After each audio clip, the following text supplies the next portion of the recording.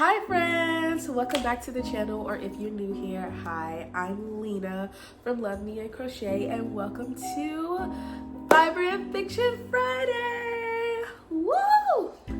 I'm always so excited to film these videos. So if you don't know what Vibrant Fiction Friday is, it is basically a time where we crochet together and yap about the latest book I read. And today we will be yapping about The 7 Husbands of Evelyn Hugo by Taylor Jenkins Reid. Let's not even get into that right now. We're gonna talk more about it as we go. So let's talk about my project. Today I am working on another one of these scarves that I have on right now. Scarf, bandana, if you will. I have been obsessed with making this for some reason. I don't know why. I haven't really made them. Like, it's such a beginner crochet project, and I was just like, why haven't I made any bandanas? So I looked up a pattern, and I just been crocheting like so many bandanas, and I'm just like, I don't know why I love it. So right now I am crocheting another bandana using the Red Heart Granny Square yarn in the color Black-Carnation Code. That's the name of this yarn, and I am using a 4.5 millimeter clover hook. So if you're ready, like I'm ready, let's dive in.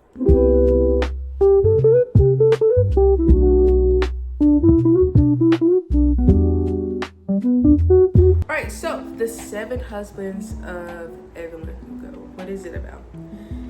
It is about a journalist who is basically called to this very, very, very famous woman's house named Evelyn Hugo. And she is there to write Evelyn Hugo's story. She didn't know that she was coming to write her story when she got there. She went there under a different pretense, but Evelyn Hugo basically chose this journalist to write her autobiography for her in the event of her passing. But the kicker was she didn't want the proceeds or the money that's made off the book to go to the journalist company, because she's clearly employed by a company. That's where she makes her money. So she didn't want that. She wants the proceeds to go to the journalist. All right, so we are taking on the journey of Evelyn Hugo's story, this famous woman, the raw, the nitty, the gritty of this famous woman with the journalist, right? We are with the journalist listening to the story as they go. It is a very profound type of story. I feel like this is a type of story we wish we could get from celebrities in real life because of the type of rawness that the book gave.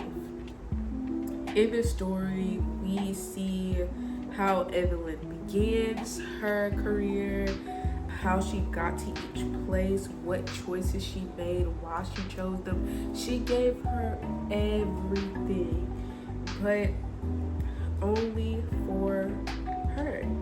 And even then, the whole time, we still don't know why she chose the journalist. That's a big question.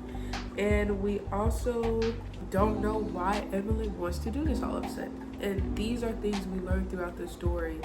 It is very interesting in how the story is delivered. And I will just say mostly the rawness. The rawness is a big, huge part about it. So that's pretty much the summary I will give, because honestly, the basicness of like the theme of the story, if I go any further, it could give too much information. So we are basically learning the autobiography of a famous person, and we get every raw detail that we all wish we could get in real life. So with that, let's move on to Sorry I sound like this. I'm a little congested at the moment, but I really want to get this out to you guys because I really love this book. Anyway, so what made me pick it up? I watched a video. I don't remember. I should write these videos down, but you know, I was doom scrolling YouTube and I saw this guy ranking different books that he read. He wasn't into a lot of romantic-y books, but I still watched the video anyway, even though I am a romantic-y girly. And he ranked The 7 Husbands of Evelyn Hugo really, really high. So I took it upon myself to go read it because he was like super excited, and I was like, let me go find it. So I found it on Libby. If you don't know about Libby, what are you doing? Please go download that app. You can read and listen to audiobooks on there for free 99 using whatever library that you use, whatever library card you put in. And yeah, you have to like wait on the book like any library. Like you check it out, you use it for a couple of days, but it's free 99. I don't have enough viewers to be sponsored, so as you know, I just really like the app. Anyway, so that is how I found the book. Okay, so my favorite characters throughout the story, of course, had to be Evelyn Hugo and her best friend. I like the best friend more. She was a really sweet girl. She made a lot of sense in like choices she made, and I feel like a lot of points in the story her feelings were valid in like things she tolerated and what she didn't tolerate. Evelyn was just such a powerful woman. Like she turned heads, she did what she wanted, she sacrificed for those who she cared about, even if her sacrifices may not have been the right choice. She was a bit selfish at times, but at the end she thought that she was doing the right thing, not only to help herself but to help others around her. And one thing that I liked was no matter what like crazy stuff she did or the sacrifices she made or the people she lost, she always gave back in a way that didn't slap her name on it. She was looking for attention to stay famous, of course, like that's part of being who she was in society. But at the same time, like she made sure that the communities that she supported them well, and she gave back to people who helped her along the way when she finally was able to do things that she wanted to do, and I commend her for that. Like I commend her a lot for the things she did. As far as favorite quote, I can't think of a favorite quote, but I do have a favorite moment in the story. There's a moment where she talks to the screen in order to tell someone that she cared about them very much, and it was just such a crazy, funny moment when she like talking to the screen, freaking out, and she even like chipped her tooth in the process of doing that. And I just thought it was so funny. It's so cute, and that was like a moment that was like, oh, she's like head over heels. Like she's really into the person that she was basically fangirling over. So I really loved that. As far as the writing, I feel like Taylor Jenkins Reid really gave us the details that we would want. Like I really feel like she gave us the rawness, the nitty gritty. Like I could see this book being a movie. If it is already a movie, I should watch it, but then I also fear that like the movie might not be as good as the book, because a lot of times that's exactly how things tend to go. So like when I say I saw this movie play out in my mind like the entire time. Like it was just so perfect to me. Like I really loved how we went back and forth between the time of the story to like the present time, and we got to learn more about the journalist. And I really like how like by the end I felt like I knew Evelyn Hugo. Like I felt like she was a real celebrity. Like I knew this, like I just read her autobiography. That's how it felt. And some books you don't get that feeling from, but me, I was like, wow. Like when the book ended, I was so sad, but like it ended perfectly. Like the way it ended, the way it played out, the shock at the end of the book. And you know when there's a shock at the end of the book, you gotta read it. But the shock at the end of the book, and it was just so like, wow. Like I really enjoyed this. Some things that I noticed was like, sometimes I like to read like reviews of books either like in the middle of me reading it, before I read it, or sometimes, a lot of times I like to read reviews of the book after I did read it, just to see what other people thought of the book and compare it to my own thoughts.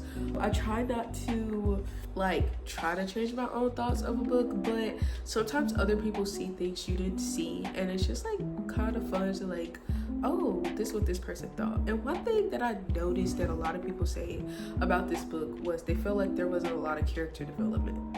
And my thought to that, okay, if you already read the book and feel the same, T, thank you for your opinion, and I acknowledge it.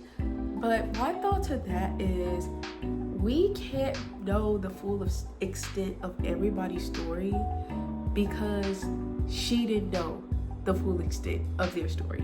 We only seeing life through Evelyn's point of view because it's her story. So as far as like character development go, we can only know who Evelyn knew. We can only know about what Evelyn did with that person. We can only know what that person showed Evelyn. So if Evelyn don't know that person's whole life story, then we won't have much character development from them because she didn't know that character like that. And I feel like that just goes to show, like, even in life, you only see what people show you. You only know what you interact with.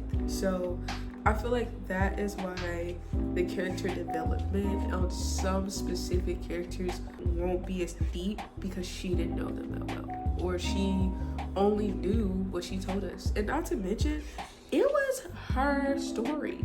Like, I don't gotta deep dive into somebody else when it's my story. Like, I'm gonna tell you what I want to tell you in regards to what I did with that person, and that's all you need to know about them in my story. So I feel like that's another reason why some characters didn't have a lot of development, because she told you what you needed to know, and that was it. Like, she told you everything from her perspective, what she remembered, and that's it. Now, if we read the same story from somebody else's point of view, it may look completely different. Like, I can only imagine what the story, oh my gosh, I can only imagine what the story would be like from her best friend's point of view. Like, I mean, Taylor, if you want to give me that version, if you want to give me that, that'd be great. Just be like, oh, her best friend had some diaries that got published. Like, I would take it, because that would be so interesting to see how everything that I know now played out from her point of view. It would be very interesting to know, like, pretty cool. So, my final thoughts. I first want to say that I am sorry that this video don't have too much detail, and that is because this book is super specific when it comes to certain things, and I just don't want to give too many spoilers, because this book has, in my opinion, a lot of surprises, a lot of life lessons, and a lot of easily identifiable traits.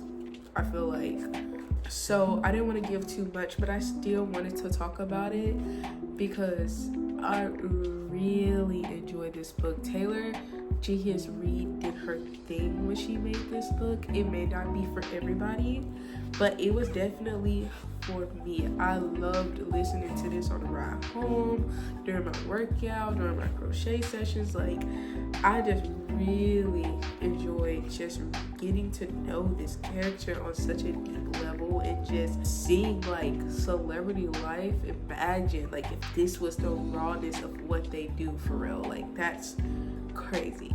In the light of all of that, I give this book a rating of 9 out of 10. 9 out of 10, you guys. 9 out of 10. I saw so many people give it a 7, 8 out of 10, 6 out of 10. I give it a 9 out of 10. I love this book. I really enjoyed just enjoyed the drama.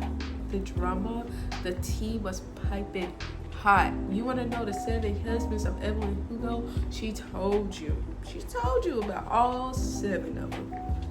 All 7, I tell you that. And what she did with all 7 and how all 7 came to be is honestly not what you would have thought. And that is why I urge you, if you want some piping hot tea and some funny moments and some sad moments and some crazy moments, I definitely recommend you check out this book. Alright, and with that rating, this is the end of my review of The 7 Husbands of Evelyn Hugo by Taylor Jenkins Reid.